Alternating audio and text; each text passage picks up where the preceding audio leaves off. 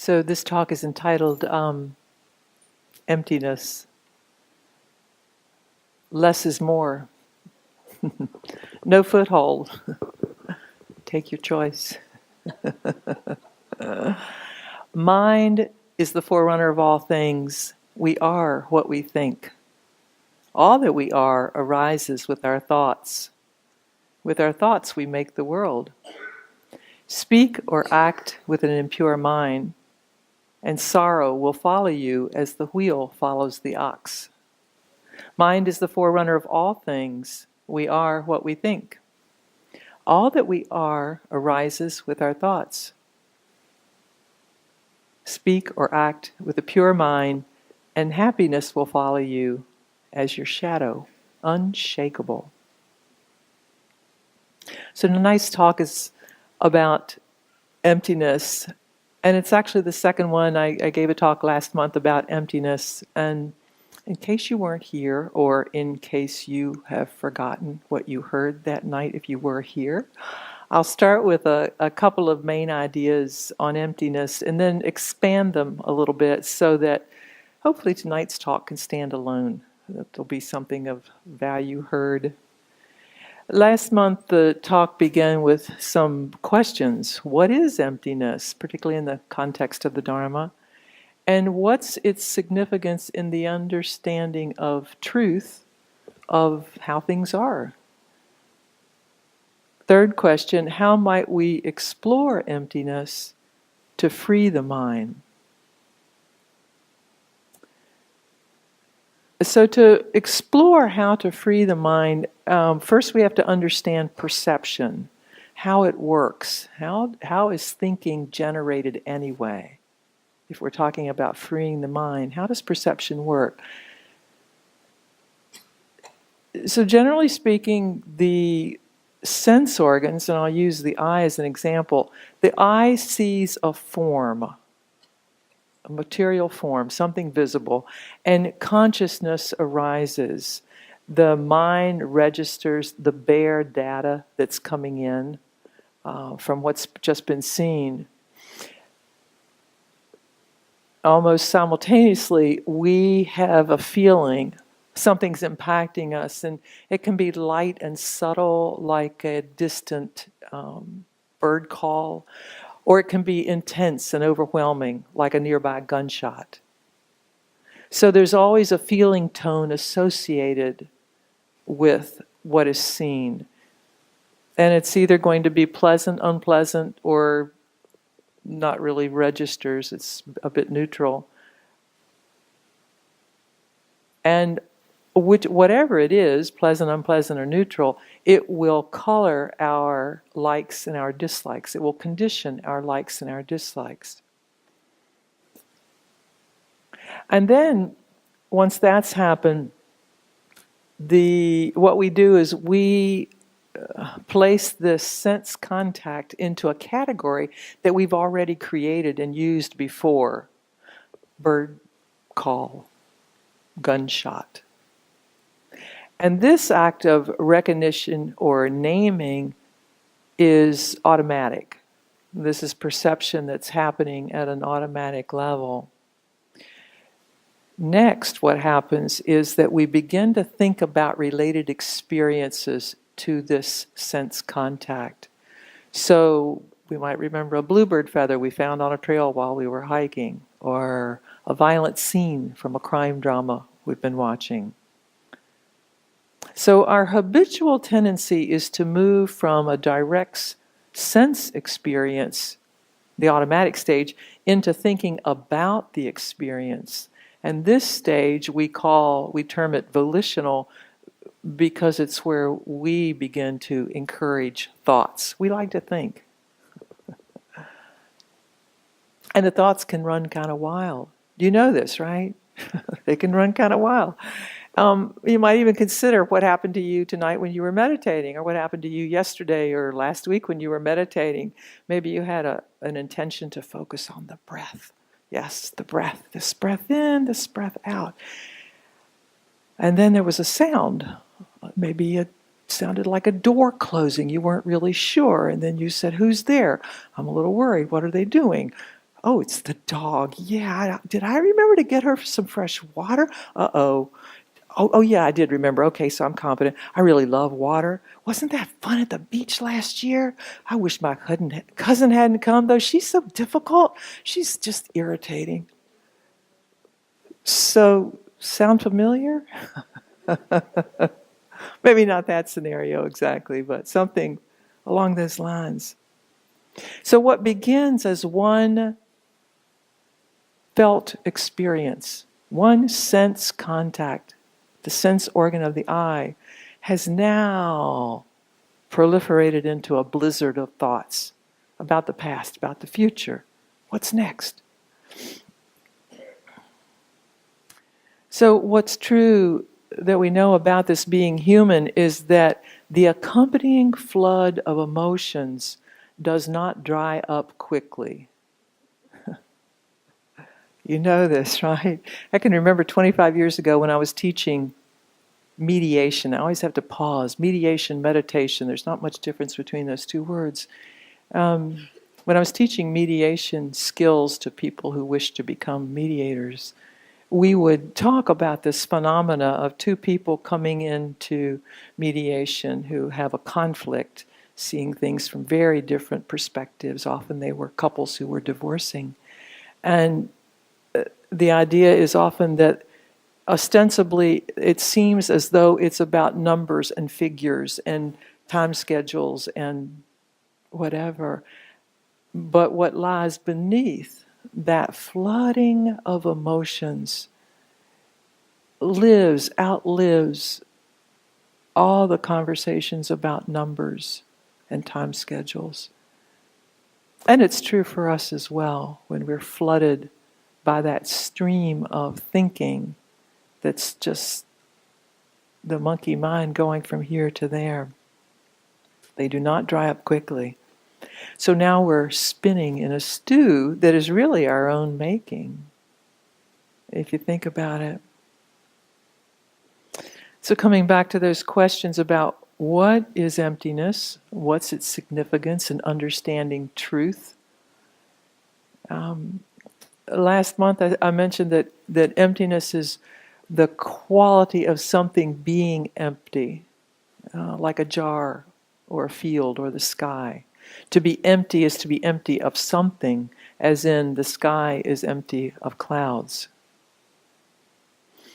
Another way of looking at it is to say that emptiness might be considered a particular mode of perception.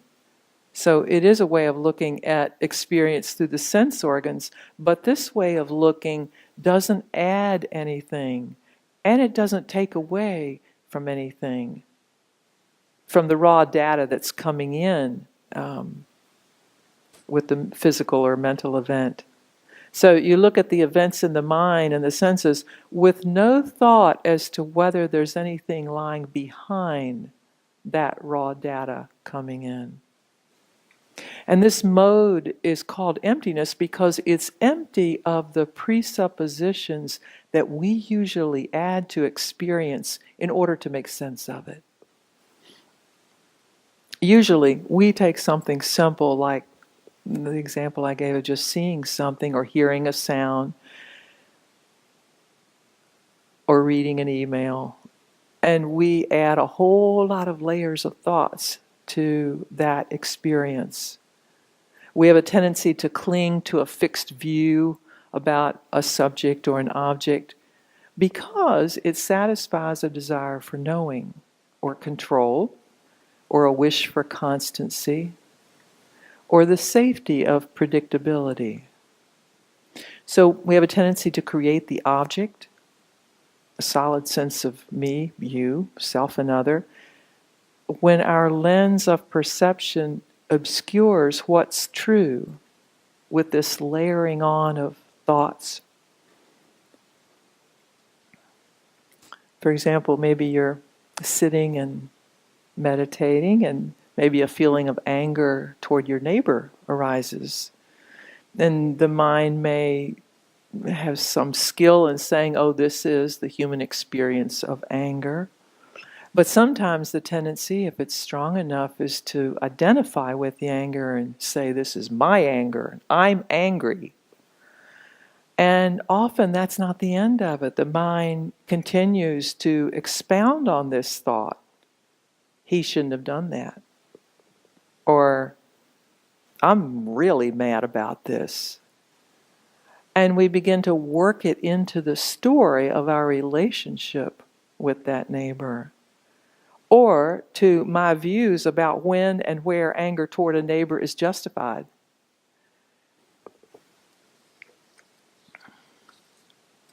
And to some degree, we shape these stories and these worldviews in order to explain who we are and how the world is that we live in. And of course, at times, the stories and views have their uses. We can discern in the relative world where and how to respond wisely. What's needed here is knowing the concepts of self and not self, and how it is we conceive of a self by clinging to sensory experiences. Lily Tomlin once said, I always knew I wanted to be someone, but I see now that I should have been more specific. So how do we construct the sense of being a someone and the notion that we possess something? One of the things we can do is to sort of intentionally investigate how this identification forms, what it depends upon, and how we might liberate the mind from that hold. You might notice, for example, how restlessness fuels self-concepts with thoughts about me and what I desire and the projects I'm working on. The problem with the stories and these worldviews is that they entail a lot of suffering, wanting life to be different from the way than it is, to be other than the way it is. The more we get involved in the stories, or the solidified worldviews, the more we get distracted from seeing the actual cause of the suffering. In the entanglement, we don't see that it is the attachment to the labels of I and me and mine that set this whole thing in motion. And as a result, we can't find a way to unravel it, to bring the suffering to an end. So what if we adopt emptiness by not acting on or reacting to anger, for example, but by simply watching it as a series of events or sensations in and of themselves? What if we could stay with the flow of rising anger, even the thoughts that may arise, the sensation in the body of heat or a faster heartbeat or a sweating palm? Could we just follow the coming and going of sensory perception and then be aware of what happens when the sensory perception ends? The 8th century Taoist poet Li Po wrote, "The birds have vanished down the sky. Now the last cloud drains away.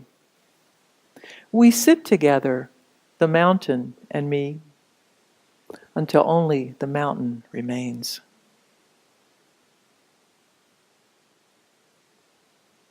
Sometimes when we begin to awaken to the nature, the empty nature of mind, the question comes up, is nothingness or emptiness enough?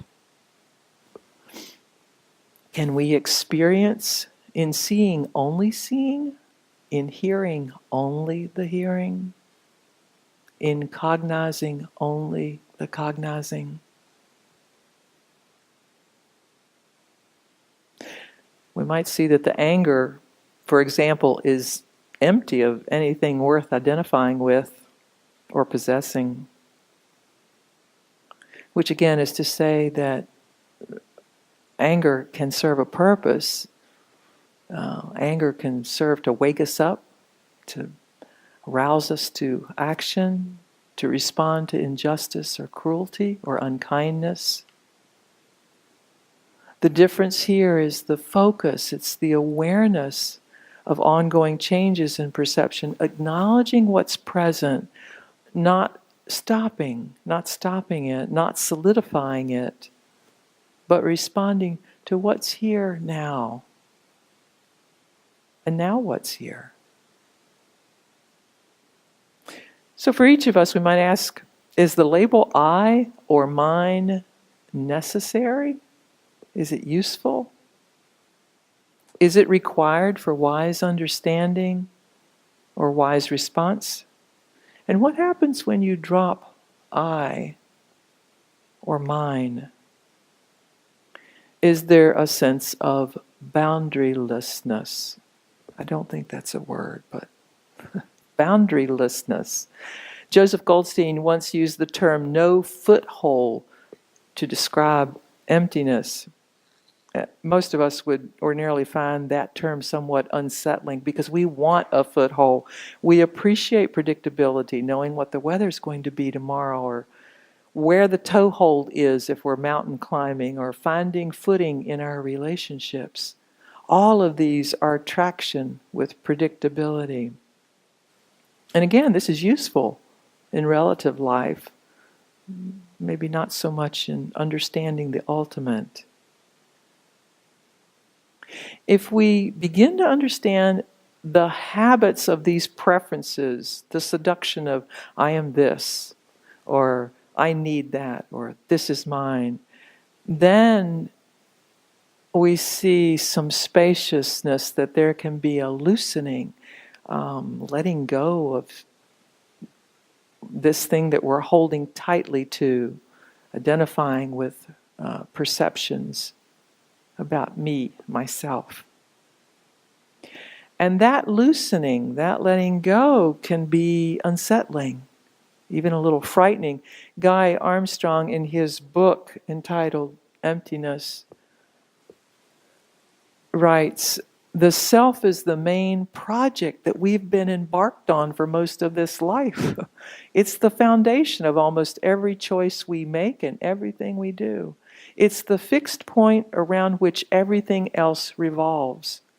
When its status is challenged and its very existence is threatened, it's no wonder that some big pieces of mind's furniture start to shift."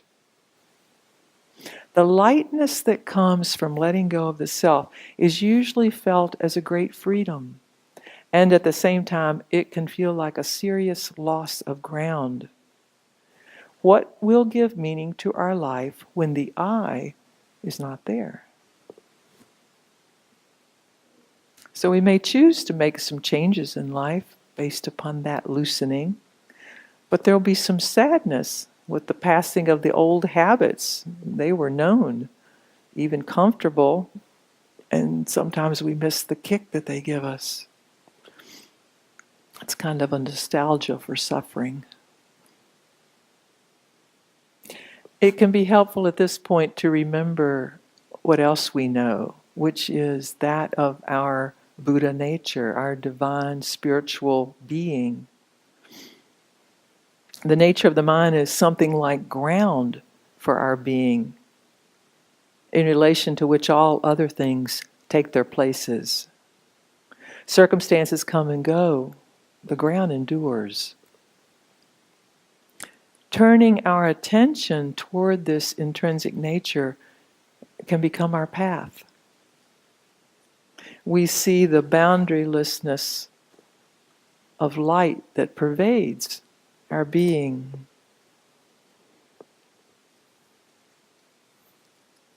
And Guy Armstrong writes in here, this is a quote from the Buddha. It's a teaching analogy where he uses the image of sunlight to describe consciousness. He says, "Suppose there was a house or a hall with a peaked roof with windows on the northern, southern, and eastern sides. When the sun rises and a beam of light enters through a window, where would it become established? Bhikkhus meaning his disciples, they respond, On the western wall, Venerable Sir. And if there were no western wall, where would it become established? On the earth, Venerable Sir. And if there were no earth, where would it become established? On the water, Venerable Sir. If there were no water, where would it become established? It would not become established anywhere, Venerable Sir.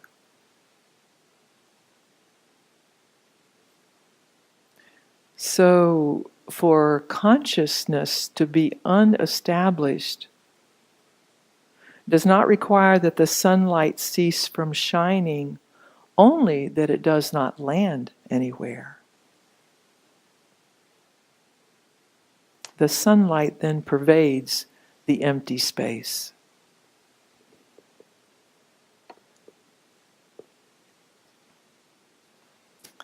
You may remember how Thich Nhat Hanh speaks of boundarylessness. He uses the term interbeing, the fullness of emptiness and seamlessness. He's famous for having held up that sheet of paper as I did last month, and he spoke of the cloud floating in the paper. Without a cloud, there will be no rain. Without rain, the trees cannot grow. Without trees, we cannot make paper. The cloud is essential for the paper to exist. If the cloud's not here, the sheet of paper cannot be here either. The cloud and the paper inter-are. He went on to add that sunshine, the logger, the bread the logger ate, the logger's parents, all of it are in the sheet of paper as well. Without all of these things, the paper cannot exist. No individual person or being has a permanent fixed identity. Everything taken together is interbeing. Seeing interbeing, there's a sense in which all things are empty and full. When you do not think yourself to be this or that, all conflict ceases. So if we can focus on the quality of perception, seeing it, how it arises, and the intention that's present, there is an opportunity to sort of loosen the attachments to views, to stories, to assumptions, leaving the mind empty of greed, of anger, of delusion, empty of suffering, of stress. So the premise of emptiness here is that rather than being an obscure paradox, it's actually a freeing refuge in our practice. So I'll close tonight with a poem by Tom Barrett. It's called Empty Mind. If you want to just sit back in your chair and relax, close the eyes, let the body be at ease, just breathing.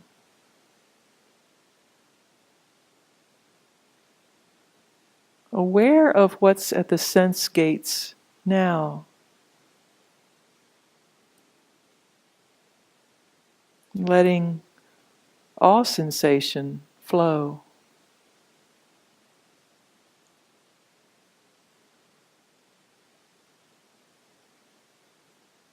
Empty Mind by Tom Barrett.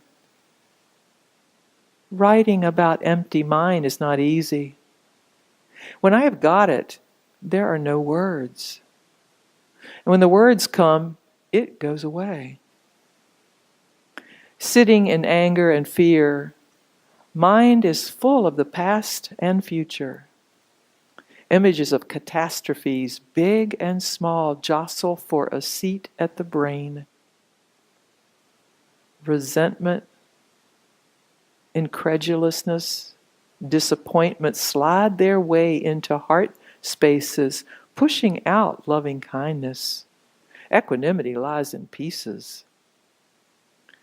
Some of us scrape up that slimy emotional stuff and put it in jars to carry along with us, And then we complain that our load is too heavy. We need to put down that lumpy sack of ooze and take a breath. The sage said, "I pack no provisions for my long journey, entering emptiness under the midnight moon." She did not pack her ego or her remembrance of self.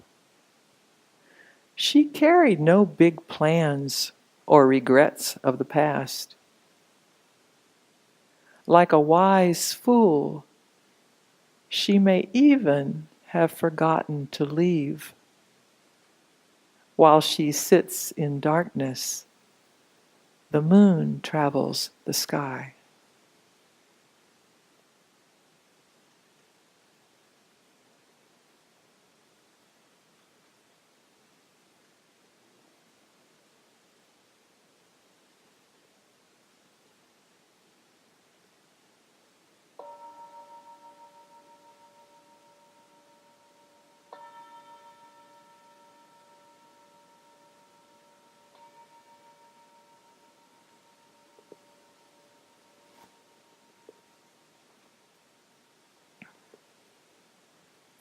Thank you for listening. Thank you for being here.